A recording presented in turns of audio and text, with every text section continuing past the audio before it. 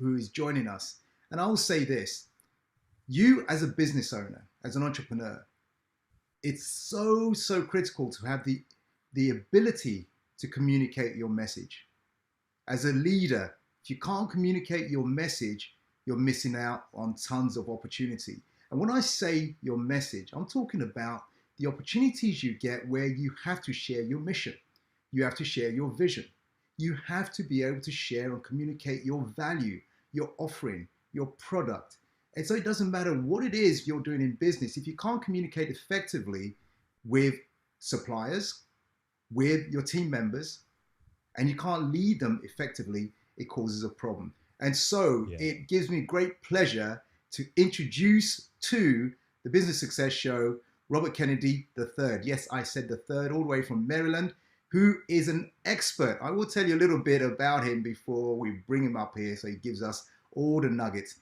He is the co-founder and president of Kennetik, the co-founder. So he specializes in leadership and communications and storytelling. He's a serial entrepreneur, started his first business in 2001, an online promotion portal with an internet radio station. And he's an author of several books. He is an award-winning public speaker, corporate trainer, and an author, as I just said.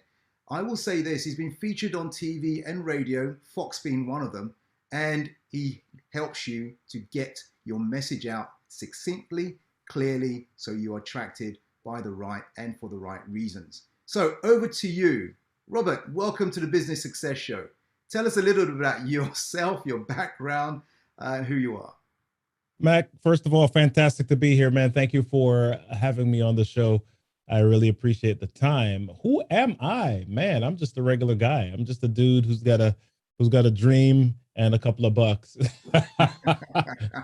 So just really pushing forward. My story is long and sordid and we don't have time for all of it, but I'll give some of the shortcut version. I do have a background in radio a little bit. I was a teacher for some years, and my first couple of businesses were formed on the side while I was teaching. So my third business was the first business that I did full time, 100%.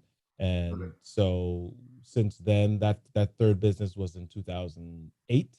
We started that, and then this last training company was started in 2017. So Got it. that's where we are, man. Hey, tell me, your first business when you kicked that off, Mhm. tell us about that. Often for most small business owners, when they start their first business, that's when they really get to understand what business is all about, because now they suddenly realizing they've got to wear all the hats, go to Right. market, go and sell, go and find the clients, really run the operations.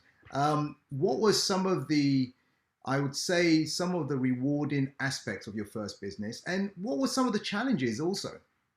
Well, all of those things you just mentioned, man. I think my first business, we were just having fun. My family is West Indian. I was born in Jamaica, and I grew up in New York City after that. My idea of business was, a shop on the side of the road, or the bodega or the Yeah. stores in New York City. But that was kind of like the mecca for business. I didn't really understand that there were all types of businesses. I didn't really understand that the doctors who went to school and decided to open a private practice, that was a business. I didn't have that understanding. So my growth was like a lot of kids. You go to school, you get a job, and then you do what that job is, and everything else is a hobby outside of that. So my first business was started because my wife said to me, dude, you're spending too much money on CDs.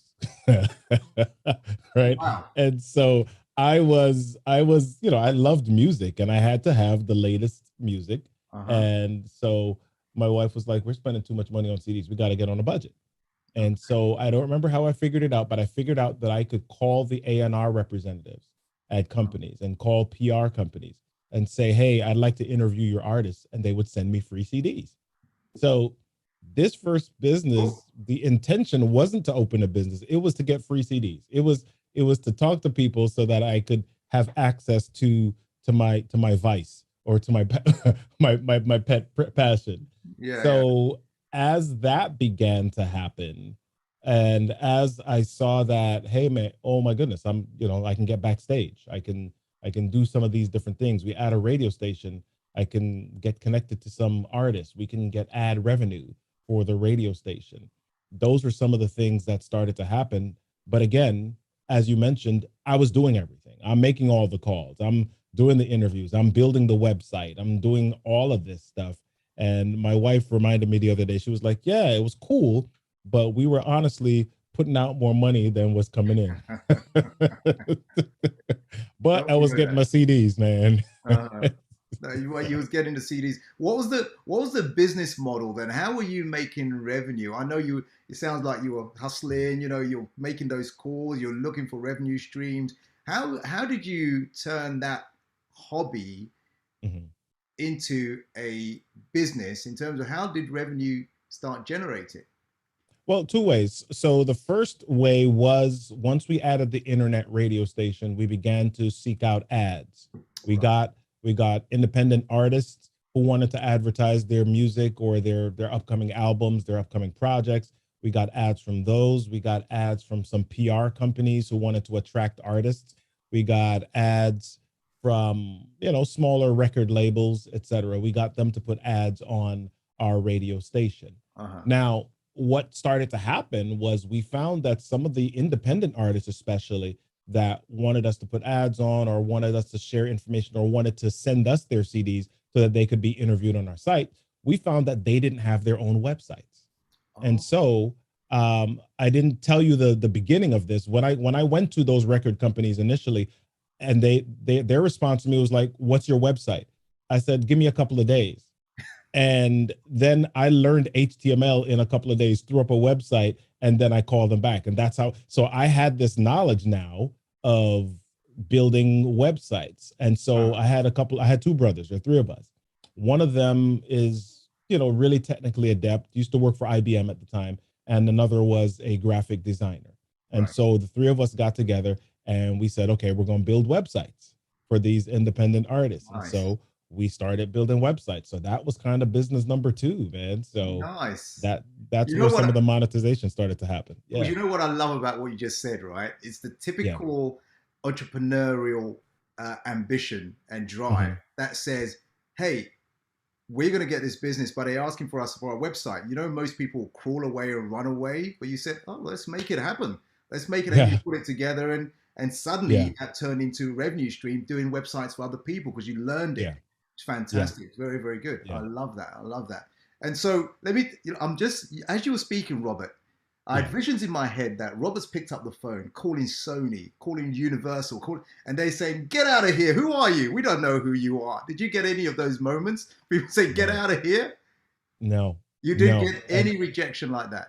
no. And the funny thing is, because people don't understand what happens. It's kind of like the same way people say, "Oh my gosh, I see all these people on the news, or see people Uh, getting on Fox or getting on these stations."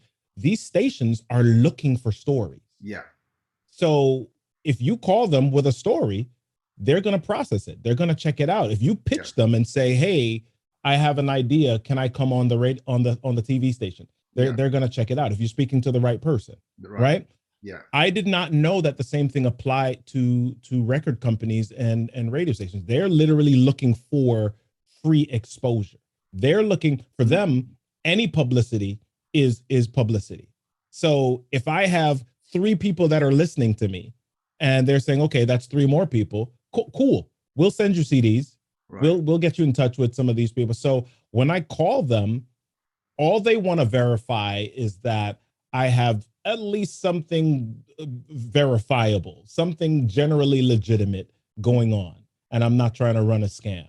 So right, when I call them and they're asking me for my website, they're looking to see, okay, is this, and this is the early 2000s, right? So right, the internet is about 7, 8 years old at this point. yeah, And so true, they're looking to see, does this person have a space on the web, mm, which indicates that they're serious and they put in some time and effort to create this space.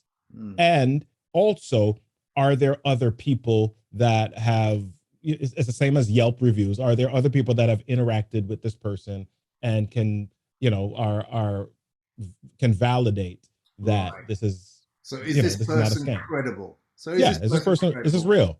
Right, Yeah. right. Got it, Yeah. got it, got it. So, that's harder at the beginning, Yeah. but in the beginning, when I first called the record companies, I didn't show them artists, I showed them articles. So I had a couple of articles that I'd written, etc. I put those articles on the site. Cool. Right. Okay, it's a real site, it exists, and it's in our wheelhouse. And then of course, you got to present yourself effectively to people. If I'd called sounding like a knucklehead, then I don't know that they would have given me the same time of day. But I called, acted like I knew what I was talking about, Yeah. and was clear on what I was asking for, and then gave them the information that they asked for. Fantastic. Well, it's great. I mean, life is full of lessons. Business is full of lessons. What was Yes. one of the hardest lessons for you on your entrepreneurial journey thus far? Man, I think that it's the biggest lesson has always been something that I still struggle with to this day. It's that you cannot do everything yourself. Mm, You have only two arms and 168 hours in the week. correct. You cannot just jam a whole bunch of things in. You're going to run out of time. You're going to run out of strength. You're going to run out of energy. You're going to run out of people, Yeah. whatever it is. So you need to be able to build a team, number one. Number two, know where your strengths are. Know that you cannot be an expert in marketing, graphic designing, janitorial services, copywriting, Uh-huh. cold calling, emailing, interviewing. You, you Yeah. you can't do all of that stuff. Selling, you can't do all of that effectively and at the same level of expertise. So, who are the people in your space or outside of your space that can help with that? And one of the best pieces of business advice that I got when I hired a business coach and I was doing some other business work was, you're never going to feel ready to hire. You're never Mm, going to feel ready to bring that first person on. So you got to be willing to hire before you're ready. absolutely. It's critical, critical. You're absolutely right. Thanks for sharing Yeah. that. Now let's Yeah. get into some of the things we wanted to talk about today, which is very Yeah. much about leadership. We talk about storytelling. Mhm. One of the things you say is that most people have they have a belief that they don't have a story within them, Right. and they, even if they do discover the story, they're scared or have some fear to share that story. Why Mhm. does that happen? We're scared of criticism. Hmm. Jerry Seinfeld, the American comedian, is known for saying that at a funeral, most people would rather be in the casket than delivering the eulogy. Right? That's a good line. Because, yeah, because a lot of us, we're scared that people are going to criticize us. Why are we scared of it? Well, we've seen it happen, or we've been a part of those conversations ourselves. We've Uh-huh. been the ones pointing fingers, and so we're like, oh my gosh, what's going to happen if I trip? There you We there's hashtags on YouTube, there's hashtags on Instagram, TikTok, epic fails, hashtag epic fail or whatever. And you're like, I don't want to be that person that is the subject of the fail. So a lot of us say, I'm just not going to put myself in the line of fire. I'm just not going to put myself in that space. And so the truth is, yeah, there are people that will point and criticize, but um, they don't pay you. Yeah. Number So one. how does someone who, how does someone who wants to speak or share their story overcome that then? If it's just going on in their mind, and how does someone overcome that?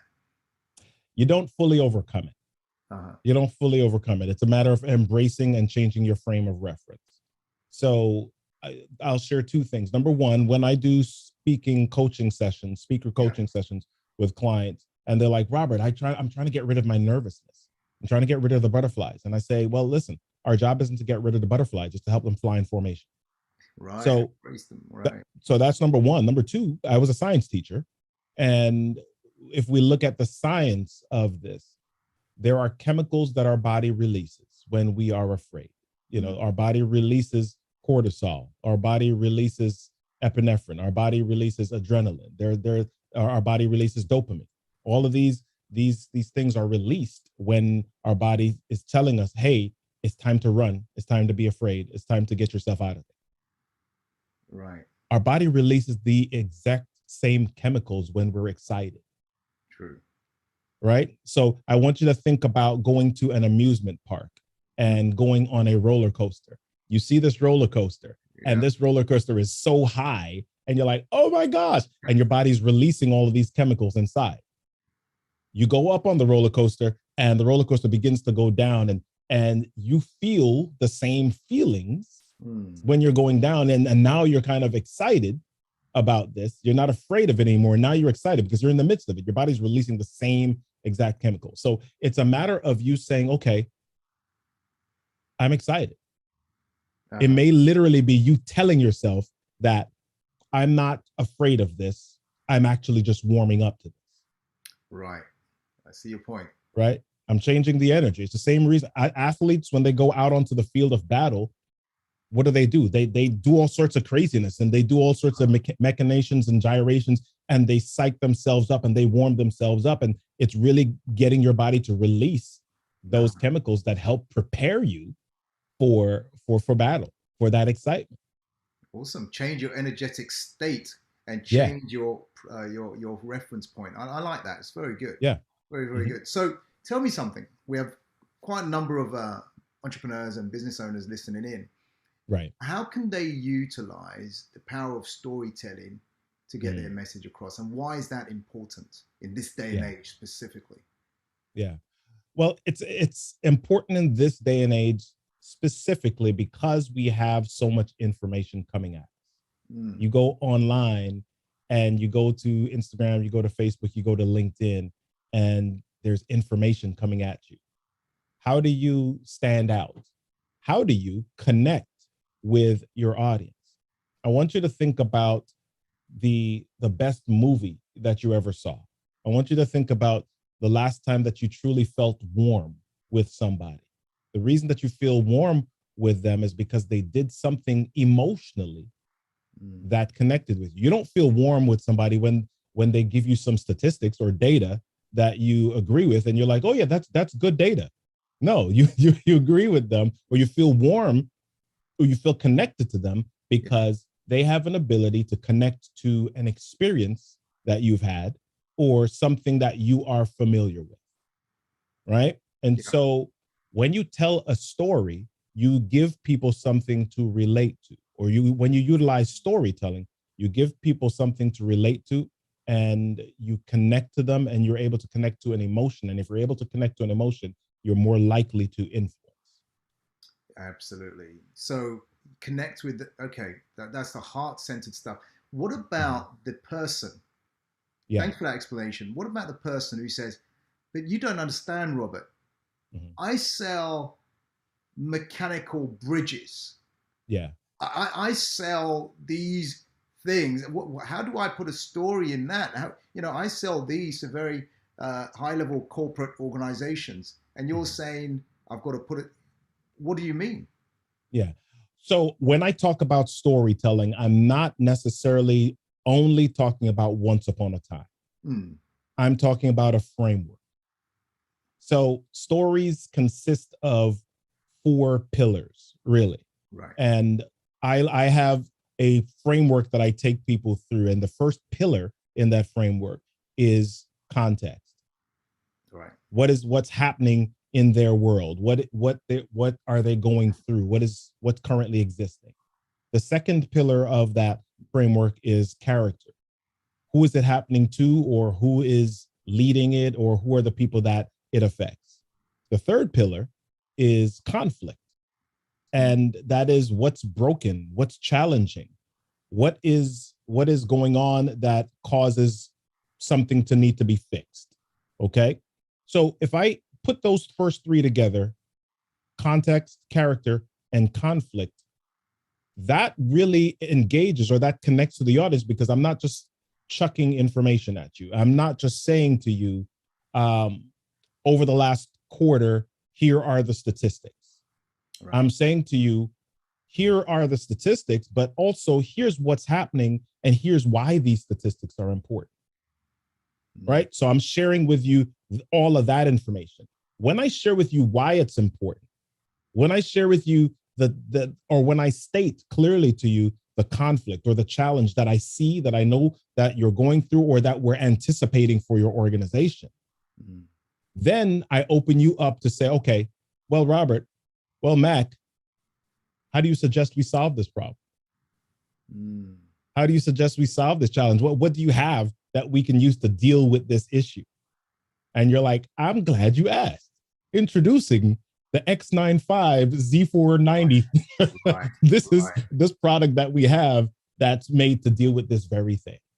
Absolutely. I love that. So you're saying, look, we're going to balance, there are people who are right brain thinkers and approach, and those who are left brain, sequential, logical. With the right brain would come from the emotion, the heart, bring them in, but also back it up with the logic, with the sequence, with the steps, with the system. So both together. Look, in the same research I've done and having trained hundreds of thousands of people around the world in over 50 countries, I echo the same things that you're saying, which is so important. That's why I wanted you to be here on this platform to really get this message across. Because if you're only coming from that left brain, you're leaving a lot of money on the table, or you're leaving your team or your staff behind because you're not able to connect at a level that you're talking about there, Robert, which is fantastic. And I think there are some things to think about inside of this. So we talked about the first three pillars. The fourth pillar, of course, was conclusion. So I use C's to make it really easy. So when we talk about right brain and left brain, we're kind of talking about percentages here as well, because some people think, oh, well, if they're left brain, then I just need to give them the data. I just need to give them the logic and the figures. And yeah, that's kind of true, but we're all still human beings and nobody is 100% left brain. Everybody has some measure of emotion. Everybody has had experiences. And when things are equal, all things considered, the emotion is what's going to win. If I go to a car dealership and the salesperson says, hey, we've got these two vehicles on the showroom floor and they're identical. The engines are identical. They go the same speed. They're the same year. They have the same amount of mileage on them. Everything's identical about them. One of them is shiny electric blue and the other has a green hood, orange doors, burnt sienna trunk, and 4 different tires. Which one are you going to choose? You're choosing the one that looks better, that makes you feel better, that makes you feel a certain way, gives you a certain reputation. If I walk down the street, if I drive down the street with 4 different colored doors, are my friends gonna look at me like I'm crazy? I mean, I grew up in New York City. We had cars like that, by the way. Which part of New York? Which part of New York? I grew up in the Bronx, man. In the Bronx, all right. Okay. I hear you. Definitely you'd have grown up seeing those kind of things. Yeah. Hey, so I love that. So conclusion is the fourth C, right? Yeah. So knowing your audience is key. So you've got to, if you know your audience, then you can determine how much time to spend on that first section, which is the why, before going into the conclusion. So you just tell us a little bit about the work you do. You teach people how to speak. You teach people how to convey their message through stories. And have you ever had a situation where some CEO, some business leader thought, or some head of department thought, no, this is not for me. I can't do this. I don't want to speak in front of people. I break out in sweats and hives if I have to. And how have you ever come across those? I'm sure you've got some stories around that. And also, how did you deal with that? How did you help them to overcome that? Yeah. Well, CEOs, most of them, the majority of them do not say, no, I break out in hives and I can't do this. You know, they're CEOs. How well they do it is another story. There are some that may think that they are sharing information well. And what happens is that they don't get buy-in or they do not see movement from their employees. And then they wonder, why is my team not moving? Why do we not have loyalty? Why is everybody not paying attention? Why do we consistently miss deadlines? Right. And all of those things are symptoms of lack of connection. And communication is key in that. So the work that I do with a lot of them is about, okay, yeah, you've talked to them, but what are the results that you're after? What are the things that indicate to you, yes, we're moving in this direction, we're moving towards, or we're in alignment with the vision that I've set forth or the vision of the company?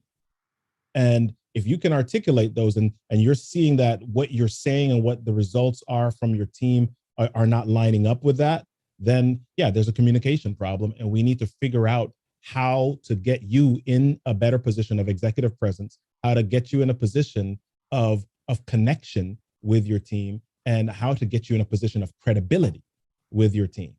So when you do that, that comes from a couple of places. That comes from you being able to be passionate about what that vision is. It comes from you being able to be vulnerable about how any breakdowns around that vision, and what needs to happen in order to move towards that. And that enables you to build trust with your team. And the third thing is you need to be in a place where you can share stories or share experiences that resonate with your team, so that they know that you're not just somebody that's just talking the talk, but you're walking the walk, and you're walking the walk right alongside them. Okay.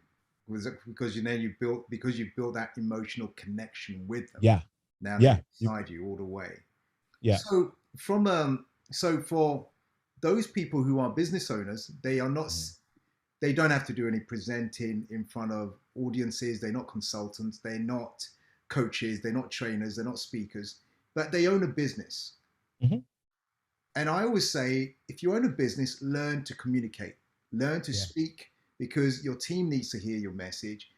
So with those people, because I know you help people to create their signature stories and programs, Yeah. that kind of stuff. But for that person who is not going to go out on a platform and not going to do webinars, how do you help them to create a signature story that they may have to communicate with the investors, the communicate with their team members, communicate with maybe possible suppliers? Mhm. Well, we all go out on a platform. Hmm. Well, it may not be at a conference, but it's going to be in the boardroom. It's Right, going to be in a sales conversation. It's going to be in just the random meetup at Starbucks, or maybe you're on an airplane going somewhere and you happen to run into somebody from another company, or somebody that is in your target market. You're sitting beside them on the airplane, right, and you've got right, to have these conversations. right. And how do you wrap this up into a story, or how do you wrap this up into something that connects with them, and makes sense to them, right? And so those are some of the things that we share. And when you don't know somebody, well, let me back up. If you know somebody, you can create an experience, or you can create a story that connects with an experience that you are clear that they've had. Mm. If you don't know them, and Yeah. you don't know what experiences that they've had, you can only assume what experiences that they've had. And so the best way is to share your experience so that they can connect with you.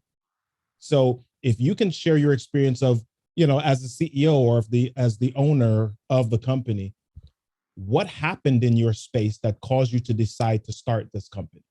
What's your why? Simon Sinek has Mm. this great TED talk, How Great Leaders Inspire Action. Start with Yeah. Why, is the book that he wrote, right? Yeah. If you can share your why story, your brand story. And so for business owners, when I talk about signature story, that signature story is often your brand story, Right. right? Why did you do this? What problem are you hoping to solve? And what really turned your attention? What highlighted that problem for you? Was it an experience that you had? Did you fall off a bicycle at the age of 9, cut your knee, and you didn't have the right type of band-aid? Okay. Or what was it that caused you to now pay attention to this thing, and now why you're so passionate about pursuing this every day with your business? Fantastic. I love what you're saying there, and I can see why it makes such a difference, because Mhm, your airplane scenario. You're sitting next to mhm. this person. You're on a flight with them for the next 3 hours, 7 hours, eight Right. hours, doesn't matter. And they say, Yeah. "What do you do?" And you know, have you ever been to a business networking environment? You say, what do you do? I'm an accountant. Yeah. Okay, Thank what you. am I going to do with that? Or I'm a lawyer, right? So when you say actually have that ready, your signature thing, you can then bring out that signature thing, whether it's 1 minute, 3 minutes, 5 minutes, 10 minutes, that you Mhm. can convey at an emotional level, connect at an Yeah. emotional level. Now you can go somewhere with it. So I love that. I love that. I love that. Yeah. Fantastic. Yeah. Very Well, I good. love what you said about the networking event. And I think when you talk about I'm an accountant, I changed how I operated at networking events several years ago. People say, what do you do? I say I work with business leaders who need to deliver critical messages with confidence and connect with their teams, or so that they can connect with their teams. There Right. you And so people are like, oh, go. okay, that sounds really cool. Tell me a little bit more about that. How do you do that? There you go. This is the man. If you're listening to the Business Success Show, Robert Kennedy is giving you some great examples as to why you must learn from what he does. Learn from him, connect with him. Yeah. I have one more question for you, which is about Yeah. for those who lack confidence. Mhm. How does confidence or the lack of affect your communication or your presentation? Yeah. So let's start with the definition of confidence. Mm, A lot of people think that confidence is this thing that you switch on and off. Everybody has this experience of you went to school and there was the kid who came in the room and they just seemed really confident and everybody gravitated to them. They were the athlete, they were the musician, they were this. And you say to yourself, man, I wish I could have more confidence. So here's what confidence is. Confidence is repetition with the expectation of success. As mhm. a little child, you take your first step and it's shaky. Nobody slaps you in the head and says, you're an idiot when you fall after your first step, right? No, At least that's you right. hope they don't, That's right. right? You get up and you keep doing it. And after a while, you stop thinking about it. You just walk, right? My Mhm. daughter got her license a couple of years ago. And when she first got in the car, she would check the rear view, she would check all of the instruments on the panel, and then she would put the car in gear, and then she would mentally think about, okay, let me press it with a certain amount of pressure so that I don't go too fast, Right. or I can have control of it. And she went through all of these things in sequence for a while. After a little while, I give her the keys, she hops in the car, and I'm like, holy smokes, why is she going so fast down the street? Right? Because she now just does this stuff automatically. Uh-huh. And so, how do you develop confidence? Well, you decide what it is that you want to do, put yourself in position to do it, and then do it repeatedly. Fantastic. Amazing. And you know, you just did it there. You know, I'm listening, I'm recapping on all our conversation throughout this interview and the stories Mhm. that you've come up with and you've made your point very clear. You're talking Mhm. about your daughter, but you're Yeah. making the point about confidence, right? Yes. And this is the Absolutely. skill. Go ahead. Yeah. And I'm saying that I'm sharing that story because it's a story about me, but Yeah. it's a story that most of us can relate to. If you're an adult and you have kids, or you know someone who has kids, or you have cousins, or you have people in your life that have learned how to drive, and Uh-huh. you know the experience. And so you're like, yeah, I know that. And we're creating connection. There you go. You look, listen, listeners, listen. This is not someone who talks theory. He lives Mhm. it. He practices it. He conveys it. He messages it. It's with him. It's part of him, and which Yeah. he teaches other people. You know, in this day and age we live in, I said one more question, but just the fact of social media. And Yeah. earlier on, at the top of the our conversation, we talked about there's a lot of noise out there. Yeah. How do you stand out? So for those people who think, well, I want to really make inroads in social media, how can I use what Robert's saying in order for me to stand out and get my message across so people hear it and connect with me and contact me? Do you have any Yeah. pointers on that? Well, anybody can stand out. Hmm. It's where do you want to stand out, or which stage do you want to stand on? So I if I want to stand out on YouTube or TikTok or Instagram, let me just do something crazy. Let me just do something wild. Let me do cartwheels with a dog in my hand while the dog's fur is on fire. How about that? That I can stand out in Yeah, that way. true. And then after I do that, I throw the dog down and I say, hey, let me talk to you about sales, right? I can stand out. Right. I can stand out by doing that.